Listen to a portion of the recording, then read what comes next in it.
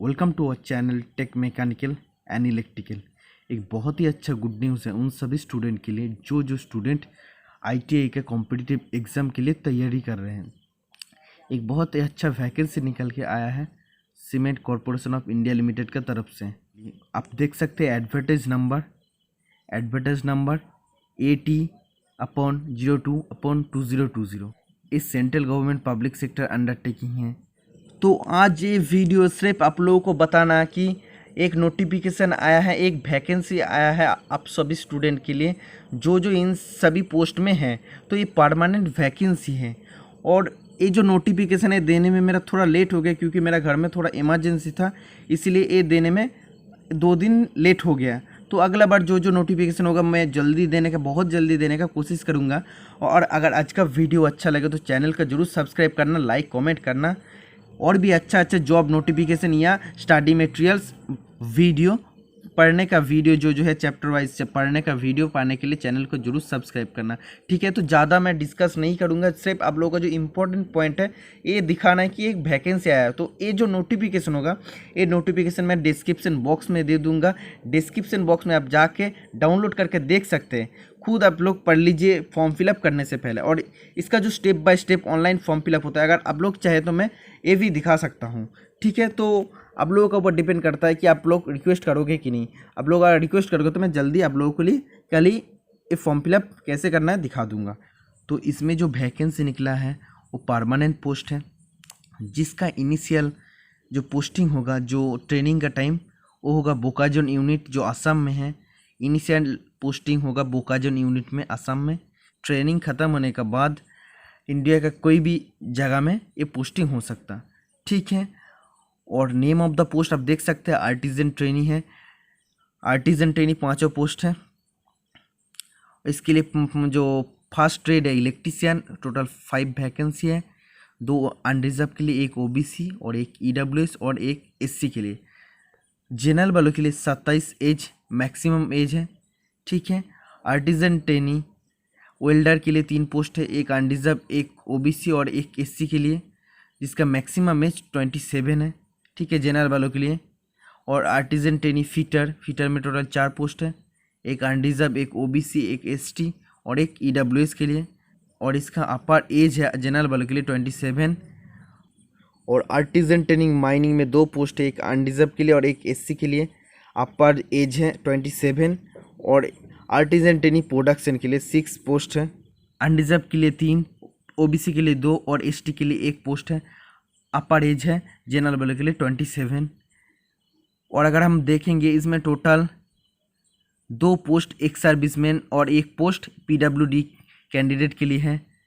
Cut off और as वगैरह जो कुछ भी है वो 30 सितंबर में पब्लिश हो गया है, आप देख सकते हो ऑफिशियल वेबसाइट में है। और इसका जो अप्लाई डेट है, अप्लाई डेट 5/10 मतलब अक्टूबर 5 से स्टार्ट हो गया और 25/10 तक, 25 अक्टूबर तक ऐसे चलेगा।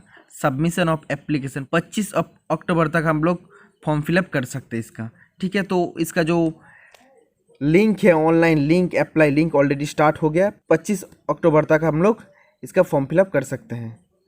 Essential education qualification electrician trade के लिए 10th पास होना चाहिए। 10th पास होने के बाद 2 साल का ITI रेगुलर ITI होना चाहिए इलेक्ट्रीशियन ट्रेड से। वेल्डर के लिए एसेंशियल क्वालिफिकेशन चाहिए, 10th पास होना चाहिए, उसके बाद 2 साल का रेगुलर ITI होना चाहिए वेल्डर ट्रेड से। अगर किसी के पास 1 साल का ITI है वेल्डर ट्रेड से और 1 साल का अप्रेंटिस है वेल्डर से तब भी चलेगा, तब भी आप सभी स्टूडेंट अप्लाई कर सकते हैं। फिटर के लिए एसेंशियल क्वालिफिकेशन 10th पास प्लस 2 साल का रेगुलर ITI होना चाहिए फिटर ट्रेड से। और माइनिंग के लिए एजुकेशन क्वालिफिकेशन चाहिए, 10th पास होना चाहिए और 2 साल का ITI होना चाहिए रेगुलर ITI, जो एक्सकेवेटर ऑपरेटर माइनिंग या स्टोन माइनिंग मशीन ऑपरेटर या मैकेनिक माइनिंग मशीनरी और holder of 2nd class certificate of competency, ठीक है। तो ये सब ट्रेड से आप लोगों का सर्टिफिकेट होना चाहिए जो माइनिंग पोस्ट के लिए अप्लाई कर सकते हैं, ठीक है। और प्रोडक्शन के लिए 3 साल का रेगुलर BSc होना चाहिए केमिस्ट्री से, ओके।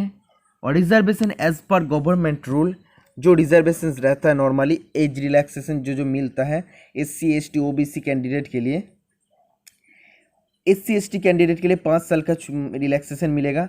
तो जनरल वालों के लिए है 27 तक जनरल वाला अप्लाई कर सकते हैं, और जो SC ST कैंडिडेट है 27 + 5 32 वर्ष तक आप लोग अप्लाई कर सकते हैं SC ST कैंडिडेट। और जो OBC नॉन क्रीमी कैंडिडेट है उन सभी स्टूडेंट के लिए 3 साल का रिलैक्सेशन मिलेगा। मतलब उन सभी स्टूडेंट 27 + 3 30 साल तक वो अप्लाई कर सकते हैं। अगर 30 साल किसी का उम्र है तो वो भी अप्लाई कर सकते हैं। हाउ टू अप्लाई, कैसे अप्लाई करना है, ऑनलाइन फॉर्म कैसे भरना है, अगर देखना चाहते हैं तो मेरे को कमेंट बॉक्स में बताना, मैं step by step form fill up करके दिखा दूंगा, ठीक है। और अगर हम लोग देखेंगे, और इसका ऑफिशियल वेबसाइट है CCILimited.in, ठीक है। इधर जाके आप देख सकते हैं कि इधर जाके कैरियर ऑप्शन में जाके आप सभी स्टूडेंट देख सकते हैं इसका नोटिफिकेशन। और इसके लिए अप्लाई करने से पहले आपका पास स्कैन फ़ोटो होना चाहिए जिसका साइज 20 KB से 60 KB होना चाहिए, और सिग्नेचर 10 KB से 20 KB के अंदर होना चाहिए, ठीक है। और फॉर्म फिलअप करने के लिए एक वैलिड ईमेल आईडी और मोबाइल नंबर होना चाहिए, क्योंकि जो कुछ भी अपडेट आपको मिलेगा वो ईमेल आईडी और मोबाइल नंबर में मिल जाएगा, और मोबाइल नंबर में OTP जाएगा, ठीक है। इसीलिए मोबाइल नंबर को सुरक्षित रखना चाहिए। तो फॉर्म फिलअप करने के लिए पहले CCI लिमिटेड का ऑफिशियल वेबसाइट जो CCILimited.in में जाना पड़ेगा। उसके बाद कैरियर सेक्शन में जाना पड़ेगा। कैरियर सेक्शन में जाने के बाद जो एडवर्टाइज नंबर मिलेगा 80/02/2020, उधर जाके रजिस्ट्रेशन करने के बाद लॉगिन करके आपका फॉर्म सबमिट करना पड़ेगा। और जिस स्टूडेंट जो भी कोटा का अंदर आ रहा है उन सभी स्टूडेंट का सर्टिफिकेट होना चाहिए, ठीक है। और इसका जो पेमेंट रहेगा वो पेमेंट डेबिट कार्ड या क्रेडिट कार्ड या नेट बैंक से आप पेमेंट कर सकते हैं। कुछ कैन नॉट बी रिफंडेबल नहीं होगा। Only online payment of fees is applicable. Online payment ही आप लोगों को करना पड़ेगा, कोई ऑफलाइन पेमेंट नहीं होगा। और पेमेंट अगर कंप्लीट नहीं करेंगे तो इसका फॉर्म एक्सेप्ट नहीं होगा। और इसका जो फॉर्म फिलअप है 5 अक्टूबर से शुरू हो गया 10 बजे से, और इसका फॉर्म फिलअप चलेगा 25 अक्टूबर शाम 5 बजे तक चलेगा।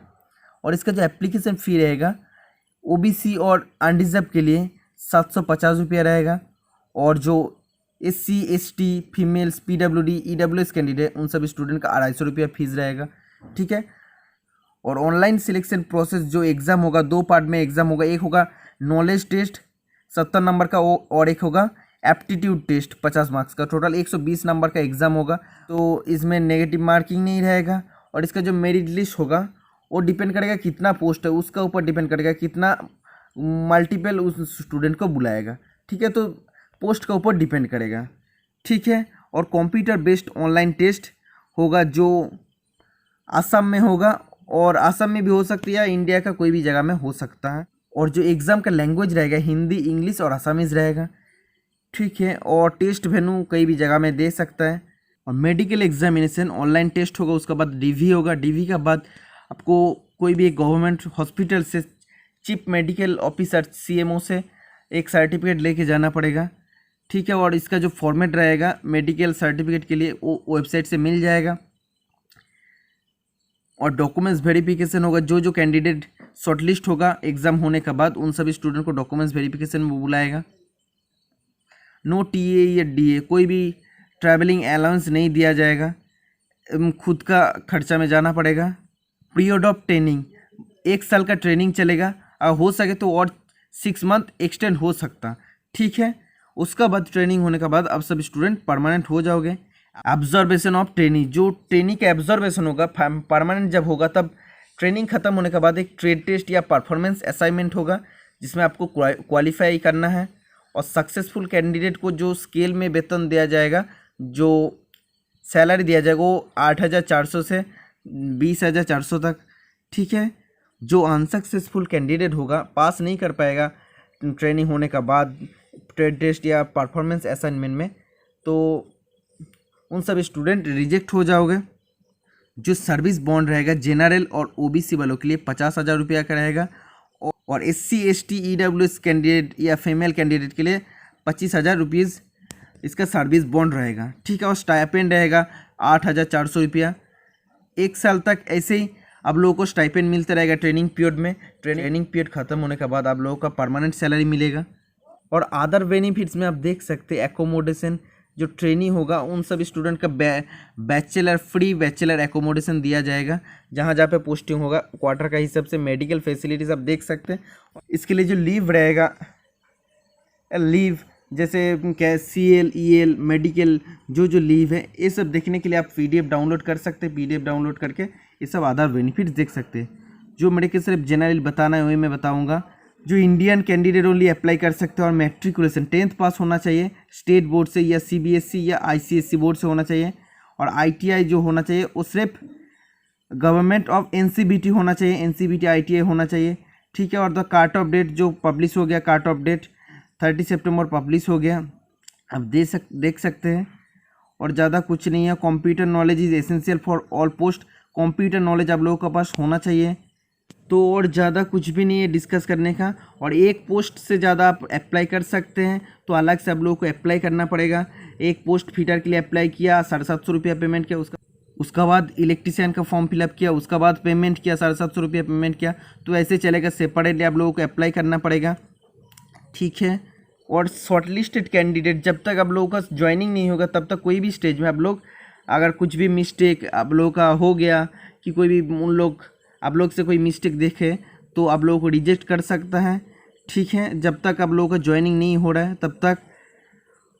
और तो कुछ भी नहीं है। ये था आज का टोटल इन्फॉर्मेशन। अगर वीडियो अच्छा लगे तो चैनल को जरूर सब्सक्राइब करना ऐसे अपडेट पाने के लिए। तो ये नोटिफिकेशन देने में मेरा थोड़ा लेट हो गया क्योंकि घर में थोड़ा इमरजेंसी था इसीलिए।